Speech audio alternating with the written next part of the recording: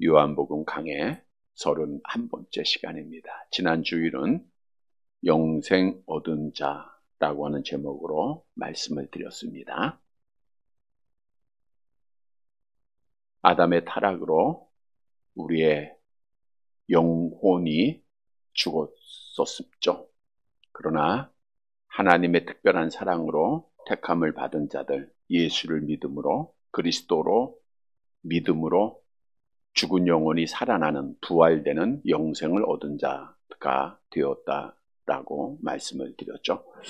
그러면 영생을 얻은 자는 어떤 삶을 살아야 할 것인가? 먼저는 예수 그리스도의 증언자가 되어야 됩니다. 사마리아 수가성 운물가에서 예수님을 만나 영생의 물을 마셨던 여인이 물동이를 버려두고 동네에 들어가서 뭐라고 외쳤죠? 내가 그리스도를 만났다. 와서 봐라. 이렇게 증언자의 사명을 감당한 것처럼 우리도 영생 얻은 자는, 영생의 물을 마신 자는 예수 그리스도의 증언자가 되어야 됩니다. 나의 말로, 나의 삶으로 그리스도를 전하는 자들이 되시기를 바랍니다.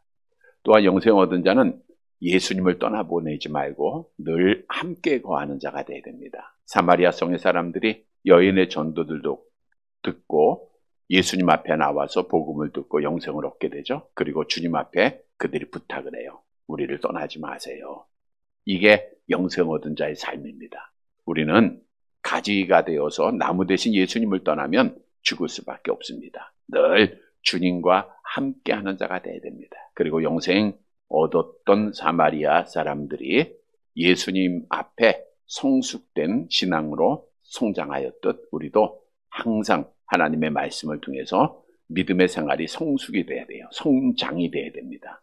따라서 주셨던 말씀을 다시 한번 잘 기억하고 영생 얻은 자의 삶으로 하나님께 영광을 돌리는 사랑하는 성도들이 되시기를 다시 한번 주님의 이름으로 간절히 바랍니다. 여러분, 하나님 아버지께서는 예수께서 그리스도이심을 믿는 자들에게 영생을 주셨을 뿐 아니라 의롭다 칭해 주시고 하나님의 자녀가 되는 권세를 주셨습니다. 따라서 우리는 천지를 창조하시고 생사복을 주관하고 계시는 여호와 하나님을 향해 뭐라고 부를 수 있어요? 아버지라고 부르는 거예요. 갈라디아서 4장 6절 말씀이죠. 함께 봅니다.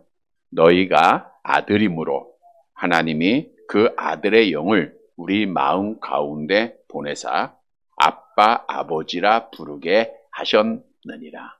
오늘도 하나님의 전에서 우리가 하나님을 향하여 아버지 부를 수 있는 것은 내가 하나님의 자녀되는 권리를 얻었다고 하는 증거입니다.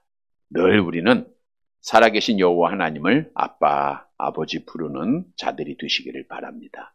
그런데 성경은 하나님의 자녀되는 권리만 주셨을 뿐 아니라 이제 하나님의 자녀가 됐으니까 하나님 아버지의 그 나라를 상속받는 상속자가 되게 하셨다라고 성경은 증거하고 있죠. 로마서 8장 17절 함께 봅니다. 자녀이면 또한 상속자 곧 하나님의 상속자여 그리스도와 함께한 상속자니. 우리가 상속으로 얻는 것이 어디예요? 하나님의 나라 천국이죠.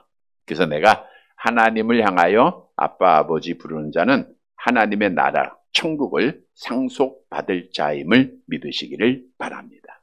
그런데 중요한 사실은 하나님의 자녀가 천국을 상속받은 것은 약속이에요. 그 약속을 믿고 우리는 이 세상에서 살아가야 합니다. 우리가 예수를 믿을 때 하나님께서 하나님의 나라를 바로 상속시켜 주는 경우가 없죠. 물론 이제 죽기 전에 예수 믿는 자도 있지만 그건 매우 예외적인 일이고 우리가 이 세상, 우리가 지난 주일 저녁에 더러운 세상이라고 했는데 악한 영이 지배하고 있는 이 세상에서 우리가 살아가야 합니다. 다시 말씀드리면 이 세상에서 천국을 상속받은 자들은 끝까지 믿음을 지키는 삶을 살아야 한다고 하는 거예요. 그래서 성경도 우리가 날마다 하나님 앞에 구원을 얻어야 할 것을 두렵고 떨림으로 생활해야 할 것을 우리에게 말씀해 주고 있죠. 빌립보서 2장 12절 말씀입니다. 함께 봅니다. 그러므로 나의 사랑하는 자들아, 너희가 나 있을 때뿐 아니라 더욱 지금 나 없을 때에도 항상 복종하여 두렵고 떨림으로 너의 구원을 이루라.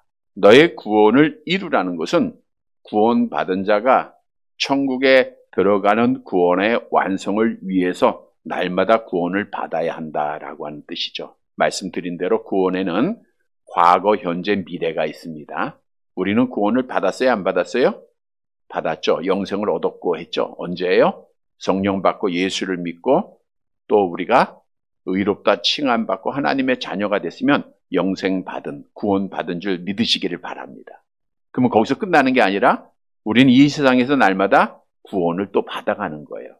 구원은 현재 시제. 오늘 본문에 빌립보서에 보니까 두렵고 떨림으로 너희 구원을 이루라라는 것은 매일매일 구원을 받아야 된다. 이건 성화를 말하고 있고요. 또 앞으로 구원을 받아야 되죠. 그거는 미래 구원, 영화를 말하고 있습니다. 그래서 구원에는 현재 시제, 과거 시제, 미래 시제가 함께 성경에 기록되어져 있다는 것. 우리는 지금 현재 구원받은 자는 구원을 받아가야 돼요. 즉 우리는 구원받은 자의 삶을 살아야 마지막 구원의 완성, 천국에 들어가는 자가 될 수 있다, 그 뜻입니다. 그러면 천국에 들어갈 자는 어떻게 날마다 자기 구원을 이루어 가야 할 것인가? 천국에 갈 자가 어떤 삶을 살아야 할 것인가? 오늘 이 질문에 본문의 말씀에서 답을 주고 있습니다. 따라서 오늘 말씀을 통해서 내가 천국 들어갈 자의 삶을 살아 믿음을 지켜서 우리 마지막 날 천국에서 영원한 복을 받는 사랑하는 성도들이 되시기를 간절히 바랍니다. 첫째 대지로 천국에 들어갈 자는 현실에 안주하지 않고 상을 위해서 달려가야 합니다. 현실에 안주하지 말아야 돼요. 본문 43절 말씀 보도록 할게요. 요한복음 4장 43절 같이 봅니다. 이틀이 지남에 예수께서 거기를 떠나 갈릴리로 가시며, 예수님께서 사마리아 사람들이 우리와 함께 있을 것을 요청할 때 이틀을 더 머무셨다 그랬죠. 그래서 이틀이 지남에 예수님은 사마리아의 사역을 마치시고 이제 갈릴리로 가시게 됩니다. 거기를 떠났다는 것은 사마리아 수가성을 떠났다라는 거예요. 자, 앞에서 언급한 대로 사마리아 성의 사람들은 예수를 믿고 영생을 얻었어요. 그러니까 예수님을 얼마나 열광적으로 따르고 환영하고 예배했겠는가. 그를 열렬히 찬양했다는 거죠. 여러분, 대부분의 사람들은 어떤 일을 성공적으로 마치고 좋은 결실을 맺게 되고 그 결과 사람들로부터 인정을 받고 찬양을 받게 되면 그 자리에 그 영광에 도취되어 안주하고 싶은 것이 본성입니다. 그러나 예수님은 자기를 열렬하게 따르는, 열광적으로 찬양하고 있는 자들을 뒤로 하고 다음 사역지인 갈릴리로 향하셨다는 거예요. 왜냐하면 우리 예수님은 천국에 가셔야 할 자이셨기에 현실에 안주하지 않으셨다고 하는 사실을 말씀해 준 거예요. 여러분, 우리에게 무엇을 교훈해 주고 있습니까? 천국에 들어갈 자는 예수님처럼 우리가 어떤 일을 잘할 수도 있고 못할 수도 있어요. 그러나 현실에 안주하지 않는 자라는 거예요. 현실에 안주하면 미래를 향하여 나아갈 수가 없어요. 꿈을 향해서 나아갈 수가 없어요. 그래서 성경도 우리 천국을 향해 가는 자들을 운동장에서 다름질하는 자로 비유하고 있는 말씀을 볼 수가 있죠. 고린도전서 9장 24절 말씀입니다. 같이 봅니다.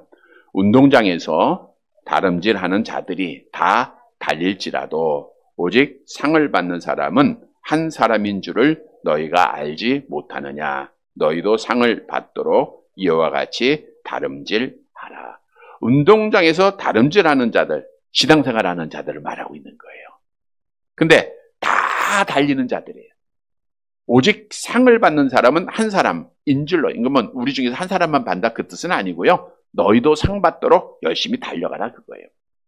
자, 그런데 다름질하는 막 선수가 나는 이 정도면 됐어. 여기까지 달렸으면 됐어.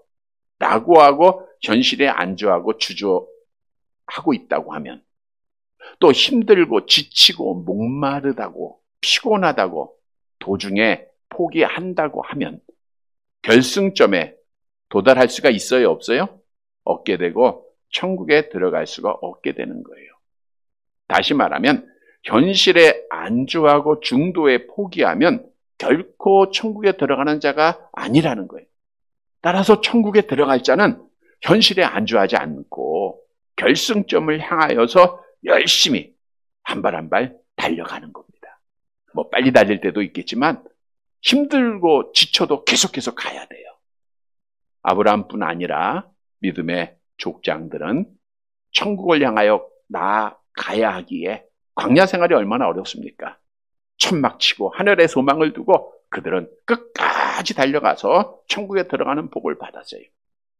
요셉이라고 하는 사람도 억울한 일도 당하고 답답한 일도 당하고 고난도 당합니다. 그러나 하나님의 나라가 그에게 약속되었기에 그가 끝까지 열심히 달려갔습니다.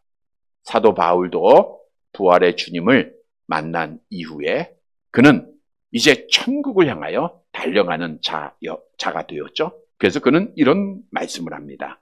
빌립보서 3장 11절 12절 함께 봅니다. 어떻게 해서든지 죽은 자 가운데서 부활에 이르려 하노니 내가 이미 얻었다 함도 아니요 온전히 이루었다 함도 아니라 오직 내가 그리스도 예수께 잡힌 바 된 그것을 잡으려고 달려가노라. 죽은 자 가운데서 부활에 이르려 한다. 내가 죽은 이후에 천국에 들어간다. 그래서 천국에 들어가기 위해서 내가 이미 얻었다 함도 아니요 온전히 이루었다 함도 아니라. 빌립보교회 성도들에게 사도 바울은 선생입니다. 교회를 세워준 스승이에요. 그러니까 그들은 사도 바울은 완전한 사람이야 이렇게 생각을 하고 인정하고 있었죠. 그러나 사도 바울은 고백을 한 거예요. 내가 이미 얻었다 함도 아니라 온전히 이루지 못했다. 나는 지금 아직도 달려가는 자다. 다시 말하면 사도 바울은 천국에 들어갈 자였기에 현실에 안주했어요? 안 했어요? 안 했다는 거예요. 물론 지금 우리는 지금 형편에 만족하고 기뻐하고 감사해야 됩니다. 그래서 범사에 감사해야 되고 항상 기뻐해야 되고요. 만족해야 돼요. 이런 성도들이 되시길 바랍니다. 그러나 현실 만족만 하고 성장을 하지 않고 앞으로 나아가지 않는다고 하면 천국에 들어갈 수가 없다는 진리를 우리가 알아야 돼요. 그런데 문제는 사람들은 변화를 두려워하고 있어요. 환경이 변하고 상황이 변하고 이러한 두려움 때문에 그냥 그 자리에 안주하고 싶어하는 모습들이 많습니다. 오늘날 현대 교인들이 이런 말 한다고 하죠. 나는 지금 이대로 신앙생활 하는 게 좋다. 지금 내가 만족하고 있으니까 더 이상 어떤 것도 내게 요구하지 말라. 이렇게 외치고 있습니다. 우리가 영상으로 예배하는 많은 자들이 현장 예배를 오지 못하는 이유가 중 하나가 편안하거든요. 지금 거기에 적용이 되다 보니까 더 이상 요구하지 말라는 거죠. 여러분, 우리가 현실에 안주하지 않고 변화하지 않는다는 것은 성경에 보면 영적 게으름으로 말씀해 주고 있어요. 포기하는 자들이죠. 그래서 주님께서는 이렇게 현실에 안주하고 게으른 자들에게 어떤 책망을 하셨는가? 마태복음 25장 26절입니다. 함께 봅니다. 그 주인이 대답하여 이르되 악하고 게으른 종아 나는 심지 않는 데서 거두고 해치지 않는 데서 모으는 줄로 내가 알았느냐. 그래서 여러분 정말 예수 믿고 구원받은 자는 영적 게으름에 이르러서는 안 됩니다. 우리가 게으른 생활, 이것은 하나님 앞에 책망받을 일이에요. 다시 바꿔 얘기하면 우리는 달려가야 돼요. 어떤 일이 있어도 가야 됩니다. 앞으로 가야 돼요. 천국을 향해서 나가야 됩니다. 무엇보다도 천국을 향하여 달려갈 때 하나님께서 나를 위해서 예비하신 상을 위해서 달려가야 돼요. 어떤 분들은 이런 이야기해요. 아유, 나는 상은 못 얻어도 좋으니까 천국에 들어가기만 하면 감사한 일이다. 물론 감사한 일이죠. 그러나 그것은 성경에 부끄러운 구원이다라고 말하고 있어요. 물론 올림픽 경기에 참여하는 것도 영광스럽죠. 그러나 메달을 딴다고 하면, 상을 얻는다고 하면 더 좋겠죠. 우리는 하나님 앞에 서는 날 하나님 앞에 상 얻는 자가 돼야 돼요. 그래서 성경도 하나님께서 우리에게 상급을 예비했고, 사도 바울은 그래서 표대를 이렇게 정했습니다. 빌립보서 3장 14절 함께 봅니다. 표대를 향하여 그리스도 예수 안에서 하나님이 위해서 부르신 부름의 상을 위하여 달려가다. 그러니까 불렀다는 것은 상이 있다는 거예요.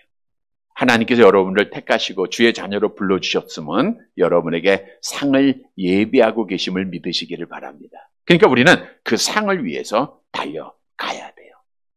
포기해서는 안 됩니다. 우리가 이 상을 바라보면, 목표가 분명하면 우리가 열심히 달려갈 수 있는 거예요.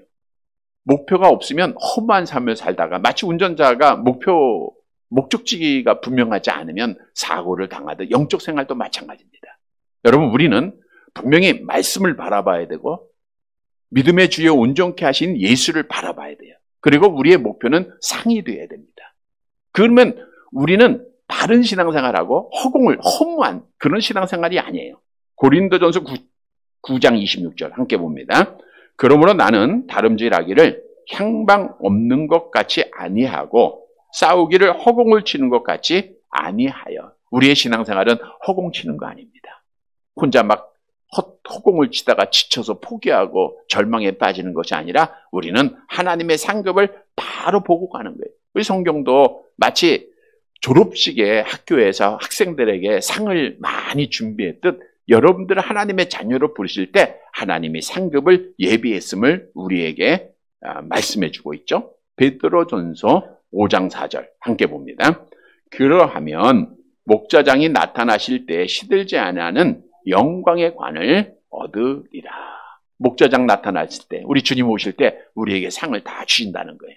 그래서 우리는 상을 바라보면서 열심히 힘들고 지쳐도 달려가야 됩니다. 지금까지 잘 달려오셨어요. 앞으로 더 달려가야 돼요. 언제까지 달려갑니까? 죽을 때까지. 네. 아주 답이 간단해요. 주님이 나를 부를 때까지, 주님 오실 때까지만 달려가면 됩니다.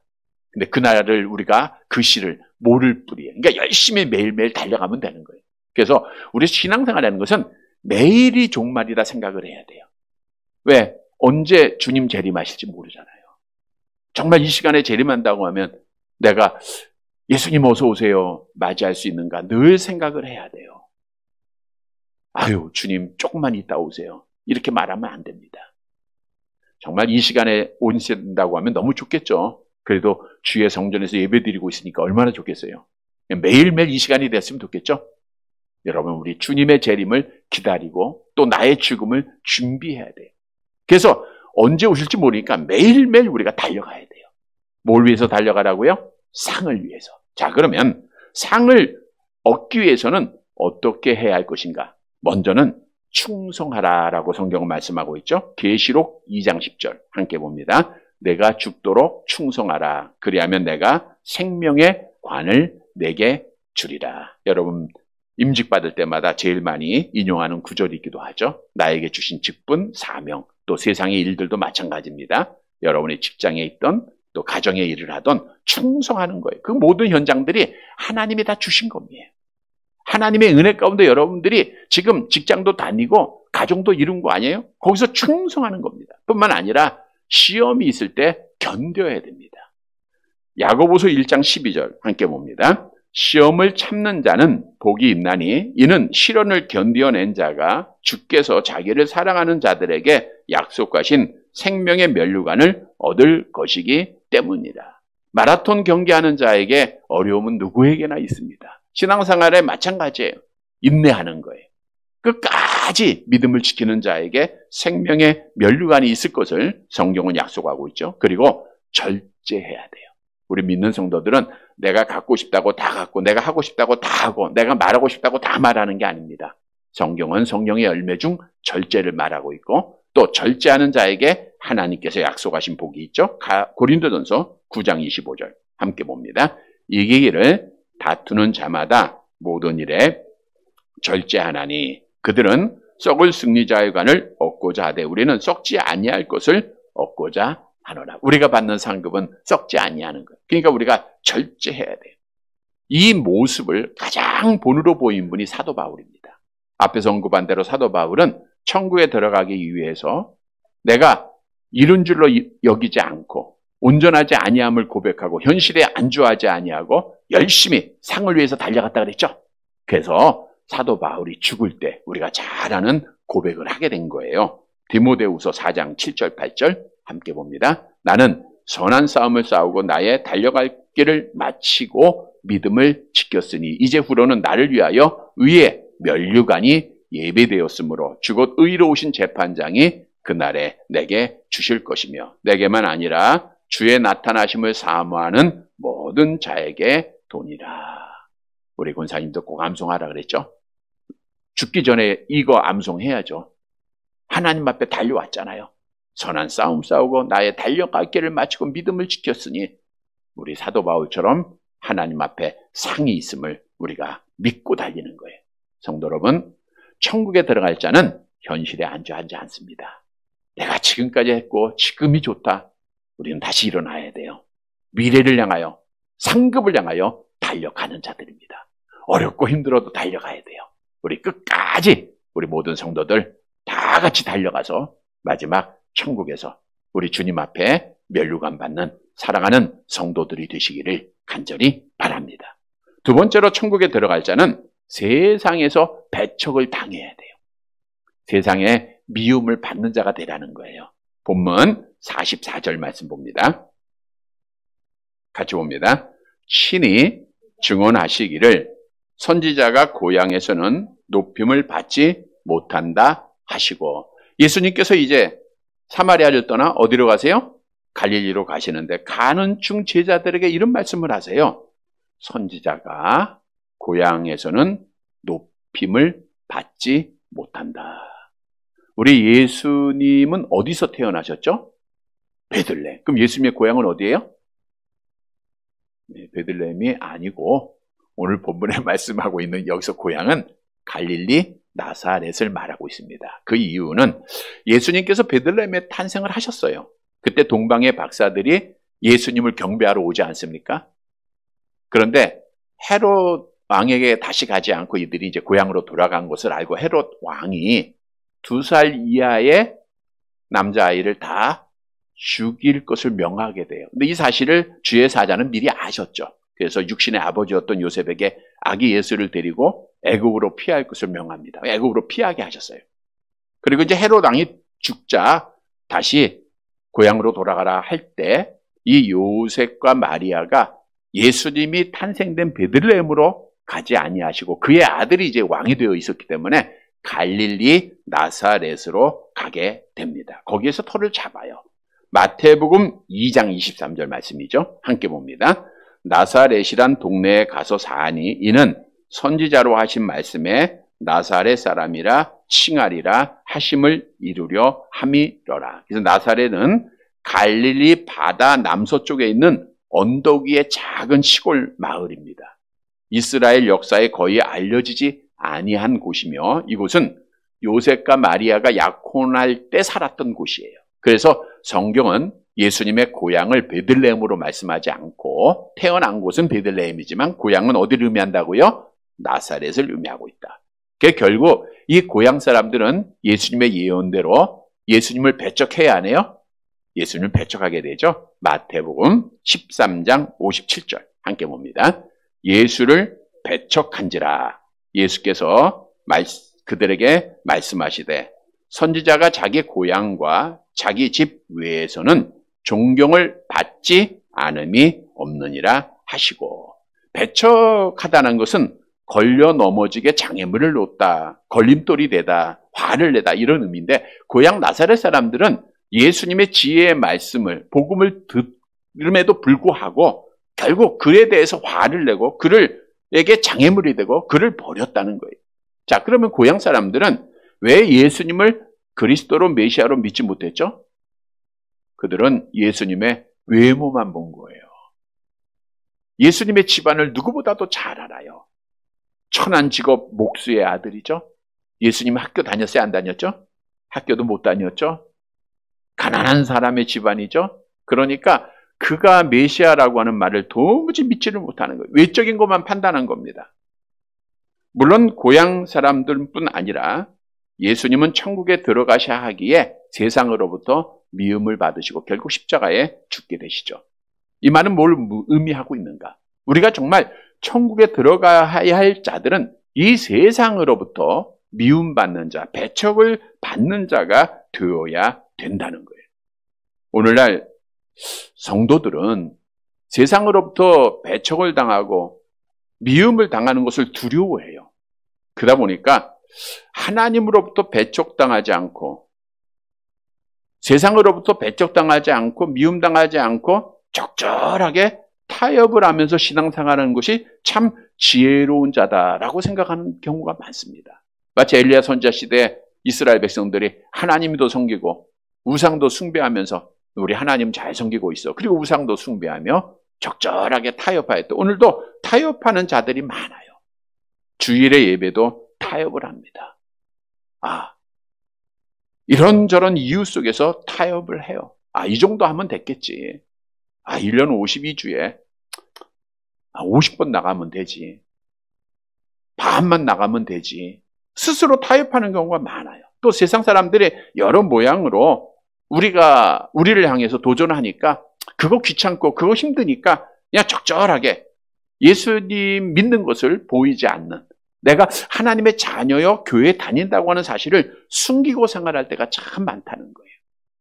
우리가 언젠가도 어디에서든지 우리가 식사할 때 기도하자. 기도 잘하고 계시죠? 어디에서든지 우리가 하나님의 말씀을 읽고 보이는 자가 되자. 이게 다 하나님의 자녀된 증거예요. 이것을 우리가 하지 못하고 세상과 타협하고 세상을 무수하고 세상에서 내가 하나님의 자녀인 것을 시인하지 않는다고 하면 우리 주님이 어떤 말씀을 했습니까? 마태복음 10장 33절 함께 봅니다. 누구든지 사람 앞에서 나를 부인하면 나도 하늘에 계신 내 아버지 앞에서 그를 부인하리라. 그래서 여러분들 주위의 사람들, 이웃들에게 내가 하나님의 자녀인 것을 다 알려야 돼요. 교패 붙이는 것 중요하지만 나의 삶으로 나의 말로 다 우리가 시인하는 자가 되어야 됩니다. 왜? 우리는 하나님 앞에 천국 갈 자이기 때문이에요. 그래서 이 세상은 악한 영이 지배하고 있기에 성경은 천국 갈 자는 당연히 이 세상에서 미움을 받을 것을 우리에게 잘하는 말씀으로 예언을 했죠. 요한복음 15장 19절 같이 봅니다. 너희가 세상에 속하였으면 세상이 자기의 것을 사랑할 것이나 너희는 세상에 속한 자가 아니요 도리어 내가 너희를 세상에서 택하였기 때문에 세상이 너희를 미워. 그러니까 세상에서 미움받는 게 당연한 거예요. 세상에서 배척당하는 거, 손가락질 받는 거, 돌팔매질을 받는 것이 당연한 거예요. 그게 내가 천국 들어간다고 하는 증거입니다. 우리가 성경에 보면 신앙의 선조들도 참 많은 배척을 받았어요. 어떻게까지 배척을 당했는가? 히브리서 기자가 이렇게 기록을 했습니다. 11장 36절 37절 함께 봅니다. 또 어떤 이들은 조롱과 채찍질 뿐 아니라 결박과 옥에 갇히는 시련도 받았으며 돌로 치는 것과 톱으로 켜는 것과 시험과 칼로 죽임을 당하고 양과 염소의 가죽을 입고 유리하여 궁핍과 환난과 학대를 받았으니 조롱과 채찍질을 받을 뿐 아니라 옥에도 갇혔다. 에레미야 선지자가 천국에 들어갈 자이기에 이 땅에 사는 동안 하나님의 사역 감당하다가 채찍질을 당하고 배척을 당했습니다. 에레미야서 37장 15절에 기록하고 있죠. 함께 봅니다. 고관들이 노여워하여 에레미야를 때려서 서기관 요나단의 집에 가두었으니 이는 그들이 이 집을 옥으로 삼았음이었더라. 스가랴 선지자는요, 우상 숭배하고 있는 유다 백성들 책망했다고 하는 죄로 요아스 왕이 시킨 자에 의해서 어떻게 죽었죠? 역대하 24장 21절 함께 봅니다. 무리가 함께 꾀하고 왕의 명령을 따라 그를 여호와의 전뜰 안에서 돌로 쳐 죽였더라. 이렇게 배척을 당했어요. 구약 성경에는 기록되어 있지 않지만 탈무드나 이사야의 순교랑을 위경 문헌에 보면 므낫세 왕, 악한 왕이죠. 이사야 선지자를 톱으로 켜 죽였다. 이런 내용이 있어요. 큰 소리로 울부짖거나 울지 않고 두 조각이 잘릴 때까지 성령에 의해서 말했다라고 하는 기록입니다. 이사야 선지자가 이렇게 비참하게 죽임을 당해요. 배척을 당합니다. 제사장 아히멜렉이 피난길에 있던 다윗을 도와요. 아히멜렉은 하나님 앞에 천국 갈 자죠. 다윗을 도왔다는 이유로 사울 왕이 도액이라고 하는 악한 자를 시켜서 어떤 일을 저질렀는가? 사무엘상 22장 18절 함께 봅니다. 왕이 도액에게 이르되 너는 돌아가서 제사장들을 죽이라 하매 에돔 사람 도액이 돌아가서 제사장들을 쳐서 그날의 세마포 에봇 입은 자 85명을 죽여. 85명의 제사장들, 하나님을 섬기는 하나님의 사람들, 천국 갈 자들, 이렇게 세상으로부터 미움을 당하고 순교를 당합니다. 여러분, 사도 바울이 천국을 향하여 감에 얼마나 많은 배척을 당했습니까? 그가 고린도 교회에 편지하면서 고백을 했잖아요. 내가 유대인에게 40에 하나 감한매를 몇 번 맞아요? 5번 맞고 3번 태창으로 맞고 일주일을 깊은 바다에서 지내고 여러 번 여행하면서 강의 위험과 강도의 위험, 무엇보다도 동족의 위험 속에서 수많은 배척을 당했다라고 고백을 해요. 여러분, 신앙의 선조들이 이렇게 배척을 당한 것 어디 들어가기 때문에? 천국에 들어가기 때문입니다. 다시 말하면 천국에 들어갈 자들은 세상으로부터 미움당하고 배척을 당해야 돼요. 그러니까 우리가 고난당하고 손가락질 당하는 것이 이상한 일이 아니에요? 이상한 일이 아니라는 거예요. 그래서 이상히 여기지 말고 기뻐하라라고 성경은 말씀해 주고 있죠. 베드로전서 4장 12절 13절 함께 봅니다. 사랑하는 자들아, 너희를 연단하려고 오는 불시험을 이상한 일 당하는 것 같이 이상히 여기지 말고 오히려 너희가 그리스도의 고난에 참여하는 것으로 즐거워하라. 이는 그의 영광을 나타나실 때 너희로 즐거워하고 기뻐하게 하려 함이라. 세상으로부터 시험당하는 것, 배척당하는 것, 이것이 내가 신앙생활 지금 잘하고 있다고 하는 증거입니다. 교회 밖의 사람들, 하나님 알지 못하는 또는 하나님을 안다고 하는 자들로부터도 박해받는 경우가 참 많아요. 특히 우리가 어려운 팬데믹 상황에서도 예배를 드릴 때 또 믿지 않는 자녀들, 또 이웃들로부터 얼마나 많은 손가락질을 받았지. 그게 바로 하는 거예요. 성도 여러분, 분명히 성경은 잘하는 말씀으로 약속하고 있죠. 암송해 볼까요? 마태복음 5장 10절 시작. 의를 위하여 박해를 받는 자는 복이 있나니 천국이 그들의 것입니다. 박해받는 자가 천국이 그들의 것이에요. 성도 여러분, 오늘 본문에 예수님은 천국에 들어갈 자이기 때문에 배척을 당하셨어요. 미움을 받으셨어요. 마찬가지입니다. 우리도 천국에 들어갈 자는 적당히 세상과 타협하면서 배척당하지 않는 자가 아니라 믿음 지키면서 배척당하고 미움당하는 자예요. 기쁨으로 그 모든 어려움을 이겨나가고 신앙 지키는 자들입니다. 우리는 이 세상은 더러운 세상이에요. 악한 영이 지배하고 있는 세상입니다. 배척당하는 거 당연한 거예요. 우리는 당연하게 받아들이고 기쁨으로 믿음 잘 지켜서 천국에 다 들어가는 사랑하는 성도들이 되시기를 간절히 바랍니다. 세 번째로 천국에 들어갈 자는 예수님께 참 예배를 드려야 돼요. 45절 말씀 본문 마지막 절 함께 보겠습니다.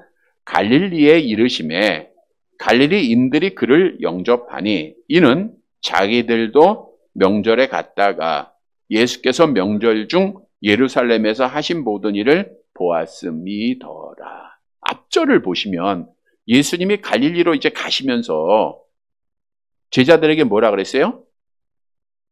고향에 가면 대접을 받는다, 못 받는다? 네, 못 받는다라고 얘기했잖아요. 그런데 오늘 본문에 보니까 갈릴리에 이르렀을 때 영접하는 자들이 있더라고요. 그죠? 여기 보잖아요. 갈릴리인들이 그를 영접하니 누가 영접했어요?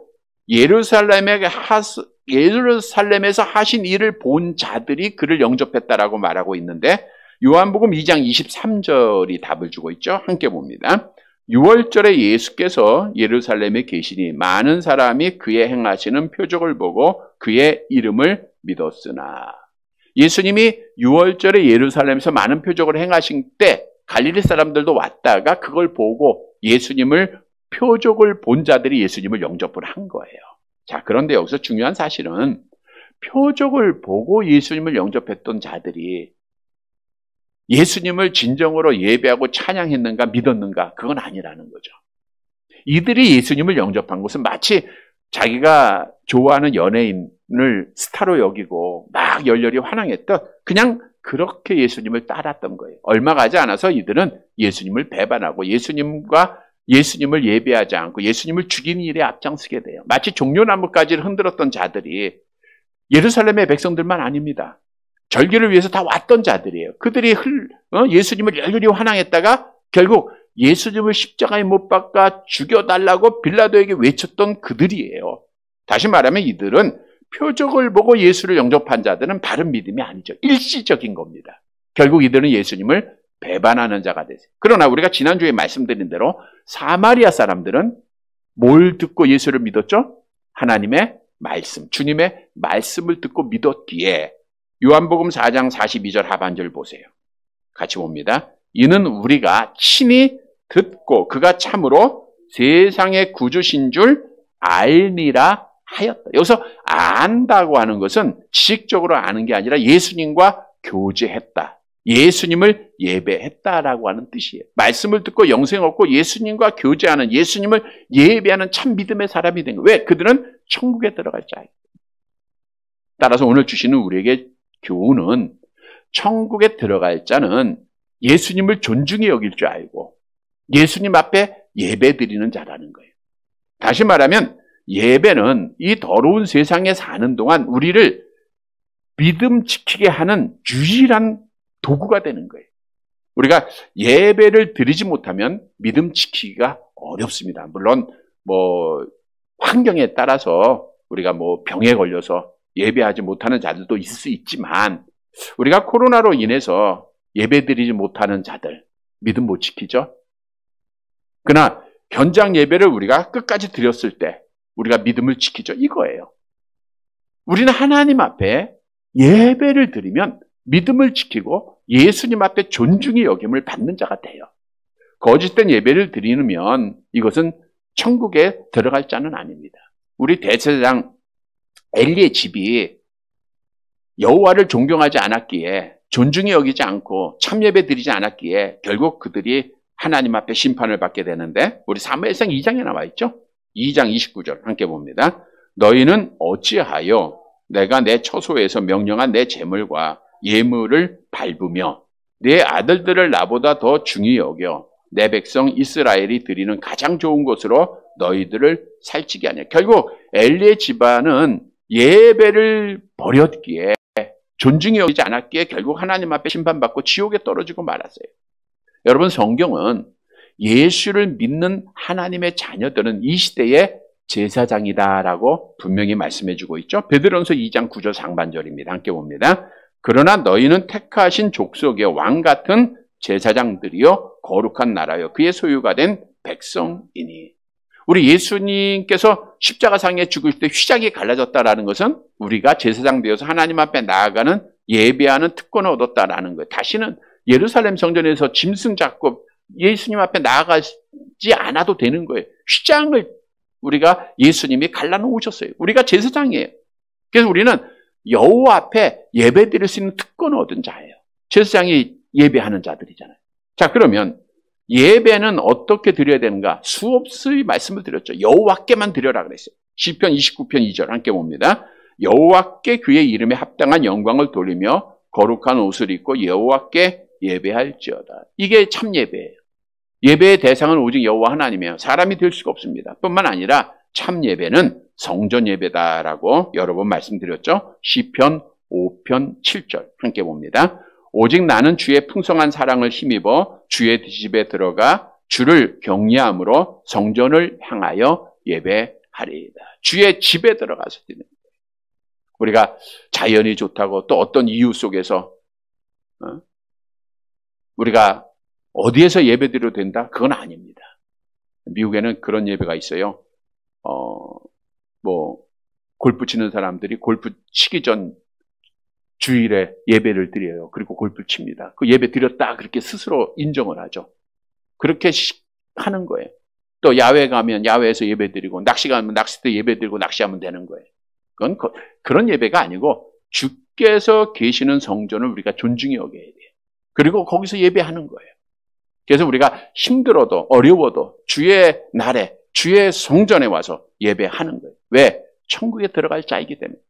이렇게 주님을 존중하게 여기고 예배하는 자를 우리 주님이 존중히 여기신다 말씀하고 있죠. 사무엘상 2장 30절 함께 봅니다. 나를 존중히 여기는 자를 내가 존중히 여기고 나를 멸시하는 자를 내가 경멸하여. 주님 앞에 존중히 여기면 받는 것이 천국에 들어가는 거예요. 그래서 우리가 이 땅에 사는 동안 천국 들어갈 자는 주님 여호와를 존중히 여기고 예배에 성공하는 자입니다. 성도 여러분, 우리가 참 예배 드려서 여호와께 존중히 여김을 받아 약속대로 복을 받는 성도들이 되시기를 간절히 바랍니다. 말씀을 정리해 드립니다. 여러분, 예수께서 그리스도이심을 성령께서 믿게 하셨어요. 하나님의 자녀되는 권세를 주시고 하나님의 자녀들에게는 천국이 유업으로 약속이 됐습니다. 그래서 우리는 지금 죽으면 어디 갑니까? 하나님 나라 감을 꼭 믿으시기를 바랍니다. 우리가 신앙생활을 오래 한 분들 중에서 천국에 대한 확신을 갖지 못한 자들이 너무너무 많아요. 과연 갈 수 있을까? 어떻게 갈까? 천국은 내 노력으로 가는 것이 아니라 믿음으로 하나님의 은혜로 가는 줄 믿으시기를 바랍니다. 그래서 우리는 천국에 대한 확신을 가져야 돼요. 성도 여러분, 오늘 본문의 말씀은 이렇게 천국의 확신을 가진 자, 천국에 들어갈 자는 어떤 삶을 살아야 할 것인가를 우리에게 말씀해 주고 있습니다. 첫 번째로는 현실에 안주하지 말아요. 왜? 운동장에 달려가는 거예요. 우리 지금 신앙생활은 달리는 겁니다. 앞으로 가야 돼요. 계속해서 가야 됩니다. 뭘 보고 가야 돼요? 상 보고 가야 됩니다. 천국에 들어갈 자는 세상에서 세상의 사랑을 받아야 돼요? 미움을 받아야 돼요? 예, 미움받고 배척받아야 돼요. 그게 신앙생활 잘하는 거예요. 그게 바르게 하는 겁니다. 그리고 천국에 갈 자는 예수님을 존중히 여기고 예배드리는 자들이에요. 참 예배드리는 자들입니다. 사랑하는 성도 여러분, 오늘 주신 말씀 따라 우리는 천국에 들어갈 자의 삶으로 끝까지 믿음 지키고 하나님께 영광 돌리고 마지막 날 참 주님 앞에 잘했다, 면류관 다 받고 영광스러운 구원을 받는 사랑하는 성도들이 되시기를 주님의 이름으로 간절히 바랍니다.